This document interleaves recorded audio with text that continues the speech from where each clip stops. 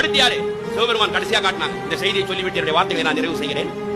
சிவபெருமான் இவர் என்னப்பா கரெல்லாம் வச்சிருக்கிறாரு கேட்டார். ஐயா கூட கேட்டார், மகுட முடியா கேட்டார். இந்த தமிழை கொடுத்தவன், இந்த தமிழ் வளருமே தவிர தமிழ் தேயாது. இப்பேற்பட்ட சிவபெருமானை காட்டினார்கள்.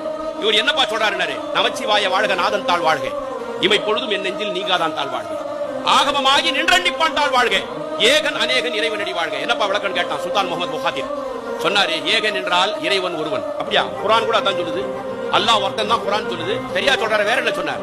ஏகன் இறைவன் ஒருவனாய் இருக்கிறார், அநேகன் அவன் எல்லா உயிர்களிலும் இருக்கிறான் என்று சொன்னார்கள். அப்படியா? இதை சொன்னவர் யார்? மாணிக்க வாசகர். எதுல சொன்னார்? திருவாசகத்துல. வேற என்ன சொல்லி இருக்கிறார்? அடங்கியவர்களுக்கு அப்பா போற்றி, இத்தி தண்ணின் கீழ் இரு மூவருக்கு அத்திக்கருடைய அரசே போற்றி, தென்னாடுடைய சிவனே போற்றி, எந்நாட்டவருக்கும் இறைவா போற்றினார். என்னப்பா இதுக்கு பொருள்னு கேட்டான் சுல்தான் முகமது முஹாதிர். துர்காராவ் சொன்னார், தென்னாட்டில் இவனுக்கு பேரு சிவன், எந்நாட்டவருக்கும் இறைவா. இதுதான் குர்ஆன் சொல்லுது. இதுதான் குர்ஆன் சொல்லுது.